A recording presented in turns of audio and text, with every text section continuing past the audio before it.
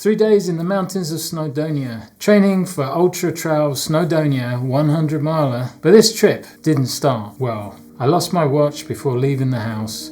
My poles seized. By the end of the first day, I'd already fallen twice. Still, sometimes the mountains remind you exactly where you stand. I left South London early Thursday morning to meet Adam in Capel Curig. The electric car journey took 6.5 hours with a recharge stop and a quick nap. Snowdon's forecast looked interesting. Hi, climbing Siabod. Freezing temperatures on the summits, snow showers overnight, fog and rain below 800 metres. I met Ad, we're climbing together. He's feeling really fresh, he's just gone ahead. He said he's going to go up and come back down and meet me again and go again. And I thought I was organised, it's so wrong today. Started this morning quite early, packed all my bags, got everything ready. Going out the door and I looked to my wrist. I lost my watch. See if there was an app to find my watch. Garmin, luckily Garmin has one. It was working, so that was a good sign. I knew it was in the house somewhere. Searching the house, turned the house upside down. And I went to my bedroom and I could hear it in there. I was so happy. My wife wasn't happy though. I'd either taken it off in my sleep or taken it off and forgotten I'd taken it off. Day 1 was meant to be a shorter shakeout run. A climb up Moel Siabod and back to Capel Curig, just around 14k with about 700 metres of climbing. But mistake number 2 arrived quickly. Rookie error, ultra error. Got my stuff ready by the door, ready to go. Couldn't find my watch. That's mistake number 1 today. Mistake number 2, went to use my poles, they've seized up. Always check your poles before you go out. I thought they'd be good, but you know, your hands get sweat on them and the salt and the alley, it doesn't go together very well. You have to clean them off. It's not top of the list when I get home from a run. Climb Siabod today, drop down the other side and then loop back to Capel Curig. And then that will be it for our first day. And then we've got 2 long days tomorrow, aiming for 2 6-hour ventures.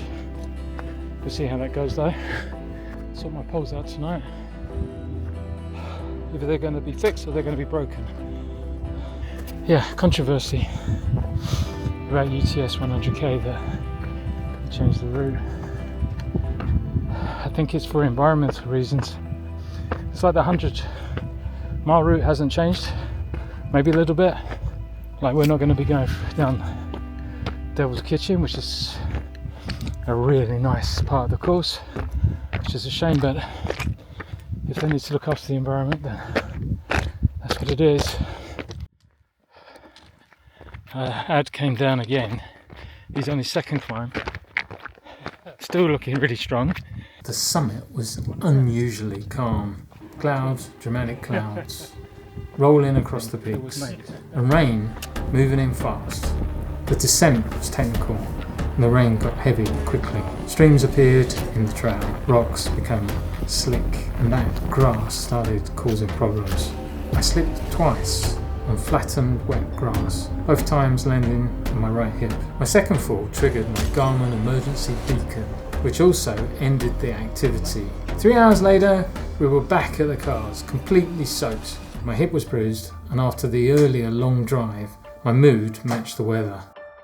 We stayed at a small youth hostel nearby. Over a large bowl of pasta and vegetables, we planned for the next day. Adam suggested a section of the 100m UTS course from Nat Gwynedd to Hydfi via Moel Hebog. With snow forecast overnight, it was going to be an interesting day. Friday was the real test. A long day out on the mountains, climbing Moel Hebog and the surrounding ridges. 25 kilometres, 1,740 metres of climbing. This is climb 750.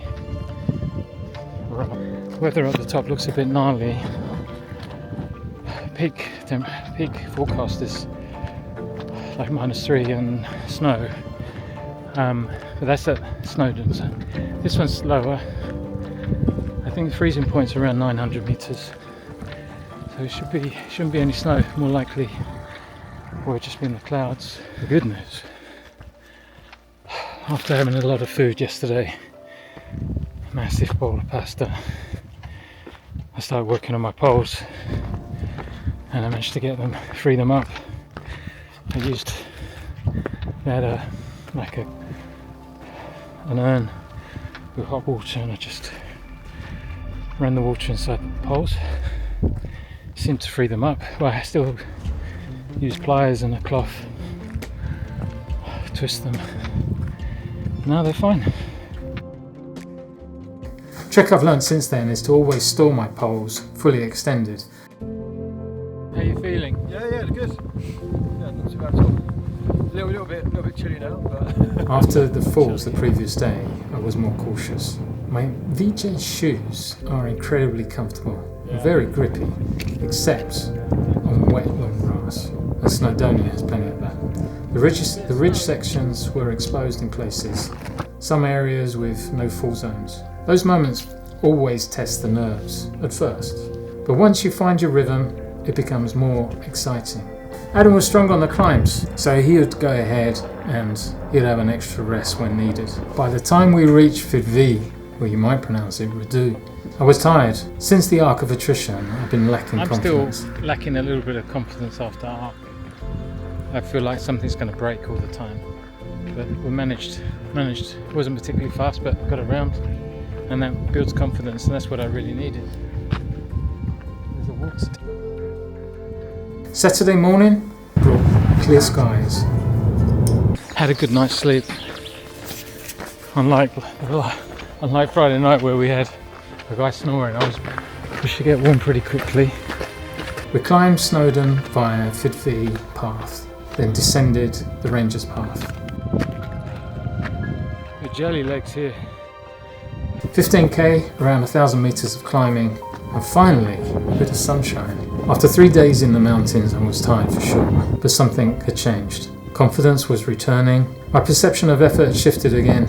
Ultra-Trail Snowdonia will still be a huge challenge, but now I knew I can train for it without breaking. No. And maybe, just maybe, I'm getting better at this mountain running thing.